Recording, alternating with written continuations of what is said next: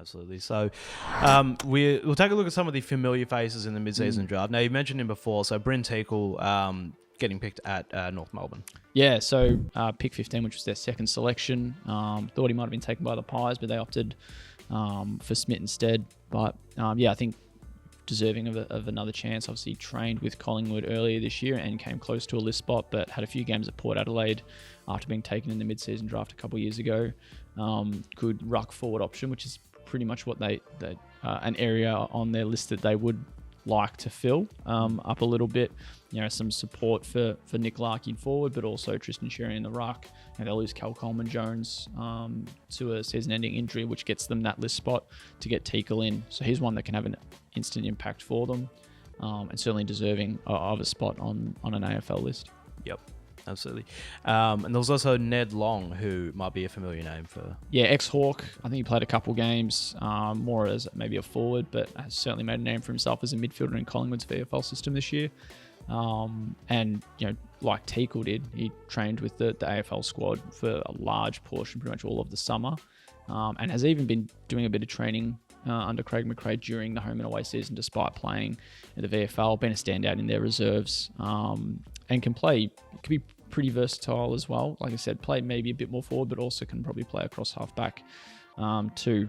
Given where their injury list is at, probably could be playing this weekend if it wasn't for a little injury concern. That'll be maybe 1 to 2 weeks. Yep. So I think once he gets over that little hump, then he'll be pretty much knocking on the door at selection pretty quickly. Yeah.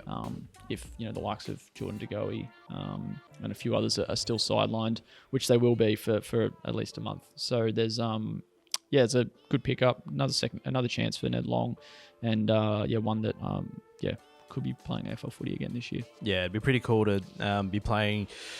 To just get drafted and then the next week you're playing. Yeah. So now you mentioned Teakle and Long certainly can be playing pretty soon. So who else could be playing this year from this mid-season draft? So Payne potentially? Yeah, just given where the Roos are at and given his versatility and able to kind of fill a few spots in a side, he certainly could be a chance. There won't be really any harm throwing him to the deep end, but they'll give him a run in the VFL just a little bit, given he's just been playing Talent League footy again this year. He'll be one you'd think that at some stage they'll throw a debut to. It took Ryan Marrick, obviously different circumstances, but took Ryan Marrick, it was 11 days after the draft, or it was within 2 weeks that he was playing AFL footy.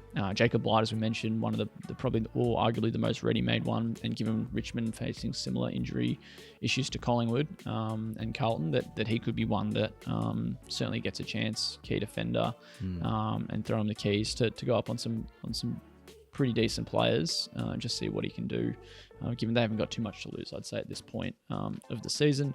Al Hawley, like we said before, probably a good chance. Essendon are flying though, and whether they need him is another thing, but I think he could play if they certainly required him to. And then Luke Beacon, who's drafted out of the Woodville West Torrens to Brisbane, one of their 3 selections, along with Darcy Craven and Will McLaughlin. So I think he was the second oldest behind Teakle, at 23 years of age, halfback that can play a bit taller as well, and offers some great run and some great disposal. So if they want to kind of add more to their back line, obviously they lost Kitty Coleman for the year. They've got Connor McKenna and Darcy Wilmot, but Beacon certainly could be one. Or probably a good sub option to have on game day as well. So there's probably a few more that could come in pretty quickly, but I think they're the kind of leading options at the moment. Yeah.